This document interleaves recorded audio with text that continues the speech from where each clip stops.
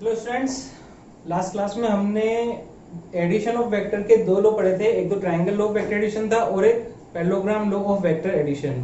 तो last class में हमने डेरिवेशन जो किया है वो वेक्टर एडिशन ऑफ वेक्टर्स के लिए किया था, जिसके लिए हमने फॉर्मूला भी डिराइव किया था कि जब हम दो वेक्टर्स को ऐड करते हैं तो ऐड करने के बाद जो उनका प्रोडक्ट बनता है, जो रिजल्ट आता है, जो आंसर आता है, वो भी एक वेक्टर क्वांटिटी होती है। अगर आप दो वेक्टर को ऐड करोगे तो आंसर भी एक वेक्टर क्वांटिटी होगी। तो उस आंसर की मतलब कि जो आंसर आया है उस आंसर का मैग्नीट्यूड और डायरेक्शन दोनों ही होंगे, क्योंकि वो वेक्टर क्वांटिटी है। तो उसके मैग्नीट्यूड और डायरेक्शन का फॉर्मूला हमने लास्ट क्लास में पढ़ा था। तो दो वेक्टर्स को जब ऐड करते हैं तो इसे हम एडिशन ऑफ वेक्टर भी कह सकते हैं, या कहीं कहीं आपको रिजल्टेंट नाम भी सुनाई दे सकता है। तो उसका भी यही मतलब है कि दो वेक्टर्स को ऐड करने के लिए बोला जा रहा है। तो चाहे दो वेक्टर्स को ऐड करने के लिए हम इसको चाहे बोलते हैं एडिशन ऑफ वेक्टर्स या फिर रिजल्टेंट ऑफ वेक्टर्स, एक ही बात। तो इसके लिए देखो हमने फॉर्मूला क्या बनाया था। अगर दो वेक्टर हैं ए और बी, अगर इन दोनों को ऐड करना है मतलब कि इनका रिजल्टेंट निकालना है, तो इनका रिजल्टेंट इन दोनों के बीच में से ही नहीं जाना चाहिए। देखो जैसे सपोज करो कि ये मार्कर है, ठीक है, इसे एक पर्सन खींच रहा है इस तरफ, वो एक पर्सन खींच रहा है इस तरफ। जैसे कोई ऑब्जेक्ट है, इसे एक पर्सन अपनी तरफ खींच रहा है F1 फोर्स से, एक पर्सन अपनी तरफ खींच रहा है F2 फोर्स से। तो ये किधर जाना चाहिए ऑब्जेक्ट? ये इधर जाना चाहिए या ऊपर जाना चाहिए? देखो दोनों एक साथ फोर्स लगा रहे तो ना तो ये इधर जा पाएगा ना इधर जा पाएगा, जब बल्कि दोनों के बीच में से कहीं से जाएगा। अगर ये वाला पर्सन ज्यादा स्ट्रोंग होगा तो ये इस तरफ ज्यादा इंक्लाइन होके जाएगा। अगर ये वाला ज्यादा स्ट्रोंग होता तो ये इस तरफ ज्यादा इंक्लाइन होता, और अगर दोनों इक्वल होते तो दोनों के बीचों बीच से चला जाता। मतलब हम ये कह सकते हैं कि दो वेक्टर का जो रिजल्टेंट है वो उन दोनों के बीच में से कहीं से जाता है, ये बात तो कंफर्म है। तो इसका मतलब अगर ए और बी का मुझे रिजल्टेंट निकालना है, ए और बी के बीच में एंगल दे रखा है थीटा, तो इनका रिजल्टेंट ए और बी के बीच में से कहीं से जाएगा। अगर ए ज्यादा स्ट्रॉन्गर वन है तो वो ए की तरफ झुका हुआ रहेगा, बी ज्यादा स्ट्रॉन्गर वन है तो बी की तरफ झुका हुआ रहेगा। इसे मैं देता हूं आर, नाम देता हूं। और रिजल्टेंट ए के साथ अगर एल्फा एंगल बना रहा है तो आर का मैग्नीट्यूड, वेक्टर आर क्या है, दोनों का रिजल्टेंट है। रिजल्टेंट के मैग्नीट्यूड का फॉर्मूला पढ़ा था अपने, a square plus B square plus 2ab cos theta का अंडर रूट। और रिजल्टेंट की डायरेक्शन के लिए हमने tan alpha is equals to b sine theta upon a plus b cos theta, ये वाला फॉर्मूला पढ़ा था। अब देखो सपोज करो किसी किसी क्वेश्चन में ऐसा भी दिया जा सकता है कि ए और बी दोनों के बीच में एंगल थीटा है, ये इनका रिजल्टेंट, और रिजल्टेंट बी के साथ अगर एंगल बना रहा है अल्फा, मतलब मुझे तो डायरेक्शन चाहिए रिजल्टेंट की, और अगर मुझे ये पता चल जाए कि वो ए के साथ कितना एंगल बना रहा है तो उतने एंगल पे मैं आर को रिप्रेजेंट कर दूंगा तो ये उसकी डायरेक्शन हो जाएगी। अब हो सकता है कि रिजल्टेंट बी के साथ ऐसा क्वेश्चन में दिया हो कि रिजल्टेंट बी के साथ अल्फा बना रहा है, तो फिर tan अल्फा का फॉर्मूला क्या हो जाएगा? देखो फॉर्मूला इस तरीके से याद रखना कि यहाँ पे tan अल्फा का फॉर्मूला हमें बनाना है, तो अल्फा किसके साथ दिया हुआ है? ए के साथ। अगर अल्फा ए के साथ है तो फॉर्मूले के न्यूमरेटर में जो आएगा वो आएगा बी, मतलब जिसके साथ अल्फा दिया हुआ है ना उसके अलावा जो दूसरा वेक्टर है वो न्यूमरेटर में रखना है।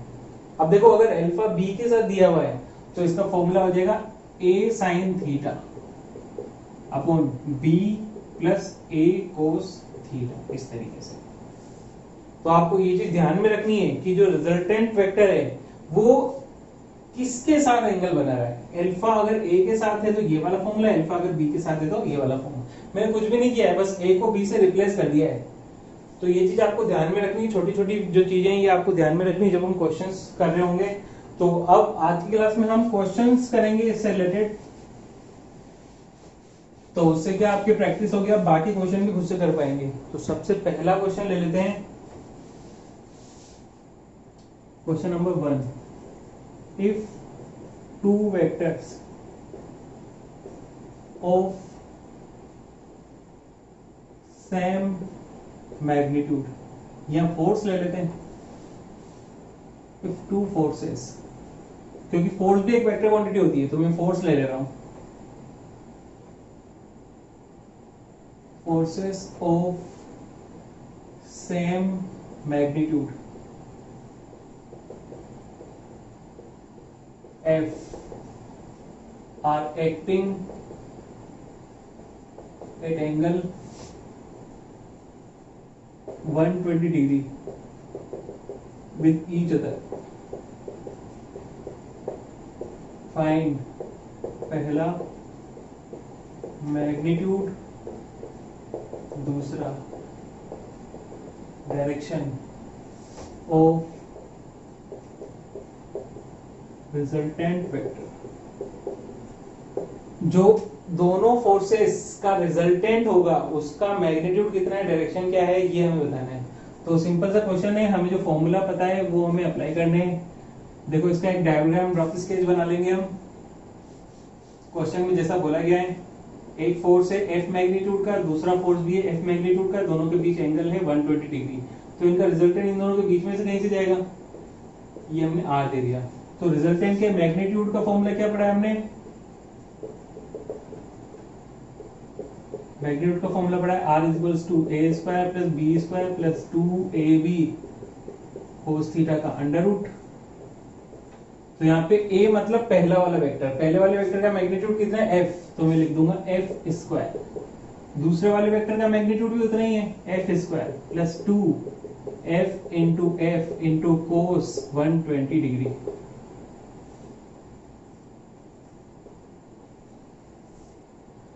तो ये हो जाएगा f स्क्वायर प्लस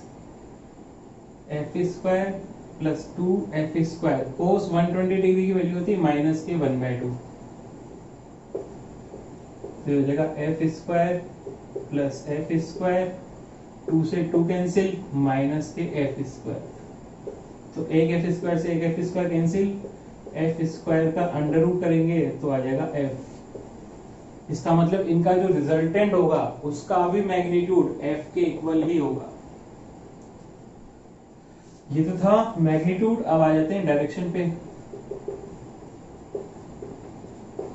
तो डायरेक्शन कैसे देंगे, अगर हमने अल्फा एंगल निकाल लिया ना तो इसका मतलब हमने डायरेक्शन निकाल ली, क्योंकि जब अल्फा एंगल ही पता चल गया हमें कि इससे अल्फा एंगल बना रहा है, तो फिर अगर मुझे एफ की डायरेक्शन पता है तो उससे उतने एंगल में मैं आर भी ड्रॉ कर सकता हूं। तो आर की भी डायरेक्शन पता चल गई।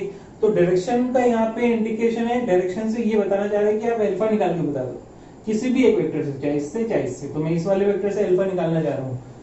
तो tan अल्फा का फॉर्मूला क्या होता है, b sin theta upon a plus b cos theta. b मतलब अल्फा के साथ जो नहीं है ये, तो f sin थीटा कितना है 120 डिग्री अपॉन a, फिर से f plus b cos 120 degree. तो tan अल्फा हो जाएगा f sin 120 डिग्री की वैल्यू कितनी होती है, under root 3/2 upon f plus cos 120 degree की वैल्यू माइनस के 1/2। तो ये हो जाएगा f multiplied by under root के 3/2 divided by f minus f/2। तो ये हो जाएगा f/2।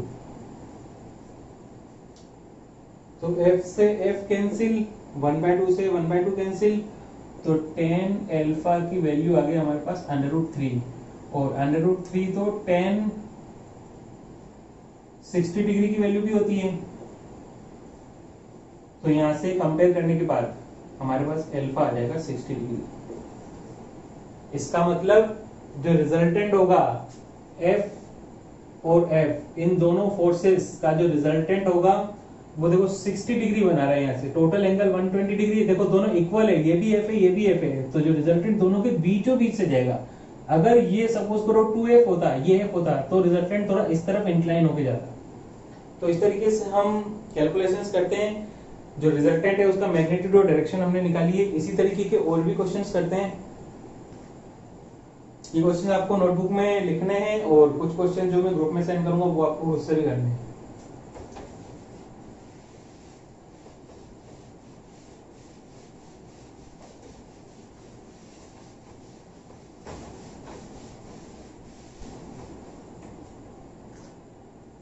चलो नेक्स्ट क्वेश्चन देखते हैं।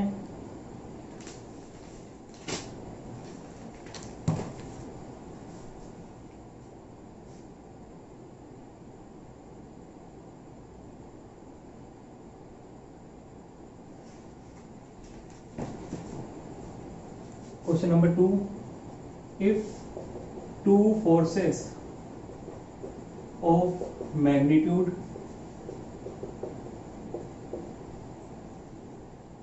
13 Newton and 12 Newton and 5 Newton have resultant of magnitude 13 Newton. Find angle between both forces. ये क्वेश्चन है हमारा। तो देखो, जब भी आप क्वेश्चन पढ़ो वेक्टर से रिलेटेड कोई क्वेश्चन कर रहे हो तो आपका ये सबसे पहला काम होना चाहिए कि उसका रफ स्केच बना ले। रफ स्केच बनाने से क्या हमें आइडिया लग जाता है कि क्या क्या प्रॉपर्टीज एट्रीब्यूट्स हमें दिए हुए हैं और क्या हमें फाइंड आउट करना है। वो सब जब हम एक साथ देखते हैं तो हमें ये भी पता चलता है कि प्रॉपर कौन सा फॉर्मूला एप्लीकेबल होगा इस प्रॉब्लम में। तो ये क्वेश्चन में क्या दे रखा है, दो फोर्स हैं, इनके मैग्नीट्यूड दे रखे हैं। तो एक है 12 न्यूटन और एक है 5 न्यूटन। अब देखो दोनों के बीच में एंगल नहीं दे रखा है, तो मैं कोई भी एंगल थीटा मान लेता हूं, इसको F1 नाम दे देता हूं, इसको F2 नाम दे देता हूं, और इनका जो रिजल्टेंट है वो है 13 न्यूटन। तो मुझसे थीटा कितना है ये पूछा है। तो देखो इसके लिए तो हमने एक फॉर्मूला पढ़ रखा है कि दो वेक्टर का जो रिजल्टेंट होता है उसका मैग्नीट्यूड का फॉर्मूला होता है r is equals to a square plus b square plus 2ab cos theta का होल अंडर रूट, या फिर r स्क्वायर लिख दूं, ऐसा भी लिख सकते हैं। अंडर रूट ना लिख के LHS को स्क्वायर कर दिया मैंने। तो देखो r क्या है 13, तो 13 का square is equals to a का स्क्वायर मतलब 12 का स्क्वायर, b का स्क्वायर मतलब 5 का स्क्वायर, प्लस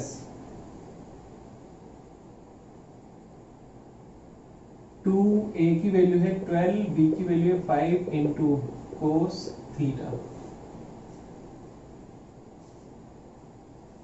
तो 13 का स्क्वायर कितना होता है 269, 169, 12 का स्क्वायर 144 और इसका 25 plus 120 into cos theta.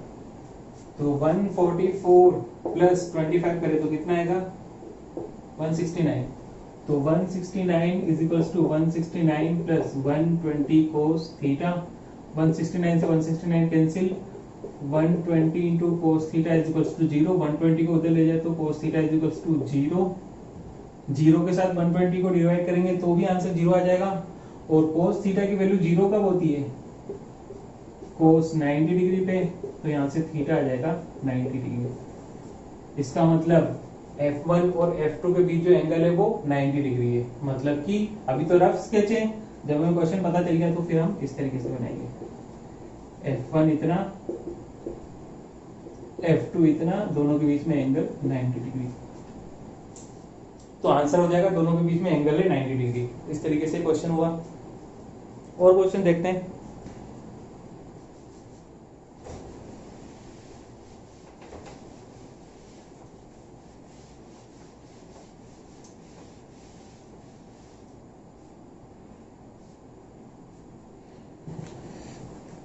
Next question है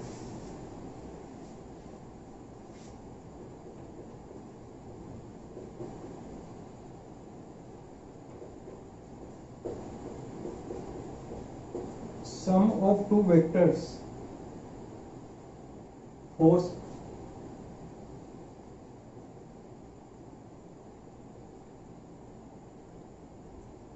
at a point is 16 Newton if the resultant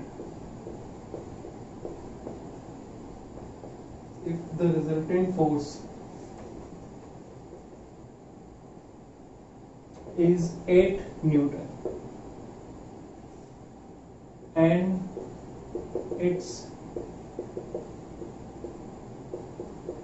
direction is perpendicular। आप खुद से भी सॉल्व करने की कोशिश करो इस क्वेश्चन को। टू द मिनिमम फोर्स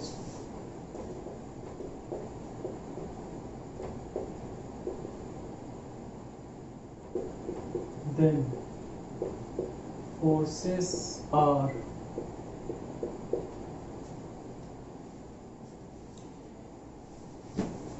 देखो क्वेश्चन में क्या बोल रहे हैं, दो फोर्स हैं, उनका जो मैग्नीट्यूड का सम है। देखो क्वेश्चन में बोला नहीं है, लेकिन आपको ये चीज पता होनी चाहिए, तो मैं खुद से बता देता हूँ, ये बोली जानी चाहिए थी क्वेश्चन में कि दो फोर्सेस के मैग्नीट्यूड का सम 16 न्यूटन है। If the resultant of force is 8 Newton, मतलब दोनों का जो रिजल्टेंट है वो 8 न्यूटन है, and its direction is perpendicular to the minimum force, then forces are. तो देखो सबसे पहले जो जो चीजें हमें दे रखी है पहले उनको पहले ड्रॉ कर लेते हैं। सबसे पहले ए और बी इस तरीके से, और इन दोनों का जो रिजल्टेंट है ना, देखो its direction is perpendicular to the minimum force. ए छोटा बना है तो ए से 90 डिग्री पे इन दोनों का रिजल्टेंट है, मतलब कि एल्फा, इन दोनों के बीच तो एंगल थीटा है, और एल्फा क्या है, आर और ए के बीच का एंगल, ये 90 डिग्री है। आर की वैल्यू दे रखी है 8 न्यूटन, तो ए प्लस बी हमें दे रखा है 16 न्यूटन, इसको लिख लेते हैं इक्वेशन 1। और दूसरी चीज हमें आर की वैल्यू दे रखी है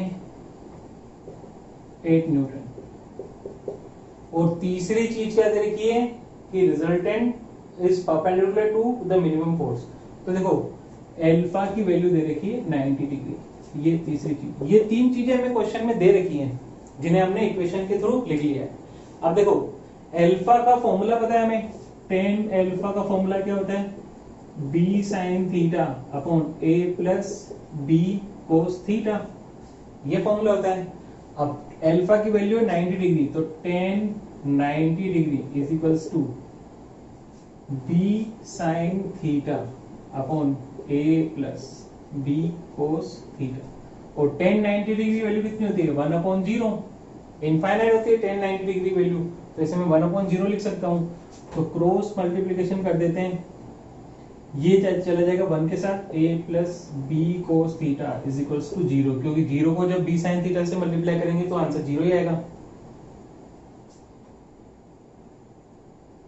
तो a इज इक्वल्स टू हो जाएगा माइनस के b कोस थीटा, इक्वेशन 4 यहां से हमारे पास आ गई।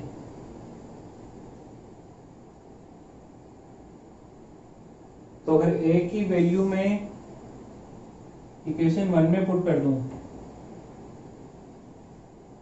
Putting value of a into equation 1, तो देखो क्या हो जाएगा, a की जगह में लिख दूंगा माइनस के b cos theta plus b is equals to 16,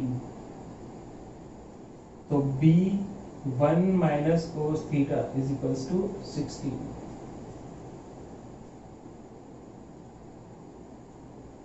तो यहां से हमारे पास ये रिलेशन आ गया है।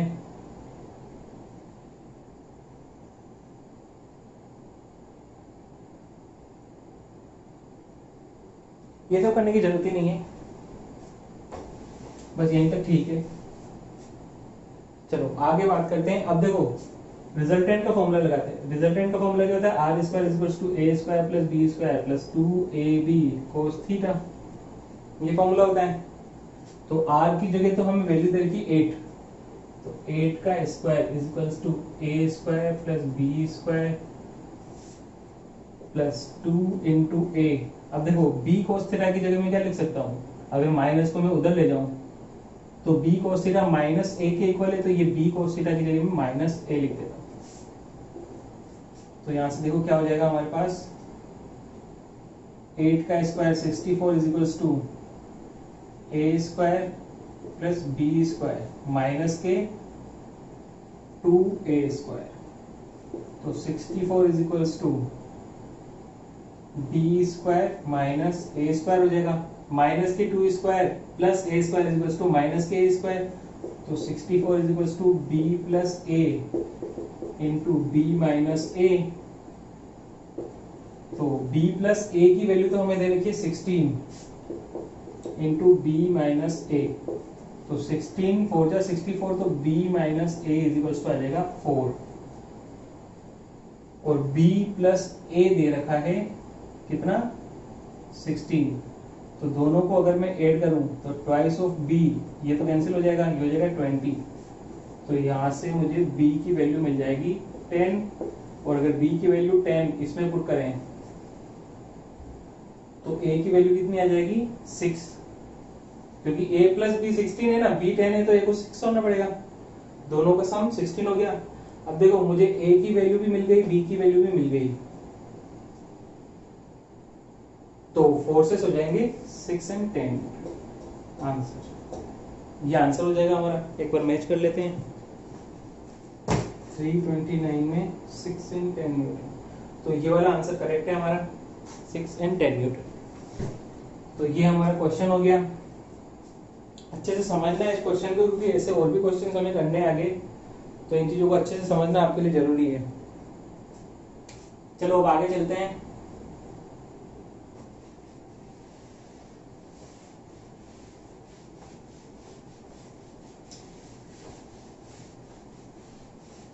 बाकी क्वेश्चन में एक काम करूंगा, मैं आपकी जो कॉन्फ्रेंस क्लास होगी तो उसमें डिस्कस करूंगा। अभी आपको एक आइडिया मिल चुका है कि क्वेश्चंस कैसे करने हैं। अब इसी तरीके के कुछ क्वेश्चन मैं आपको ग्रुप में सेंड करने वाला हूं, इनको आप अपने लेवल पे सोल्व कीजिए, जो नहीं होते हैं फिर वो क्वेश्चन हम जो ग्रुप में पढ़ेंगे, कॉन्फ्रेंस क्लास होगी तब कॉन्फ्रेंस क्लास में डिस्कस करेंगे। तो अभी मैंने आपको आइडिया दे दिया कि क्वेश्चन सोल्व करने कैसे हैं। अब कुछ नंबर ऑफ क्वेश्चंस में आपको ग्रुप में सेंड करने वाला हूं, उनको सोल्व कीजिए जैसे आपको टाइम मिलता है, और जब कॉन्फ्रेंस क्लास होगी तो उनमें जो जो डाउट्स आते हैं उनको हम क्लियर कर देंगे। तो यही है आज की क्लास के लिए, प्रैक्टिस करो। Thank you.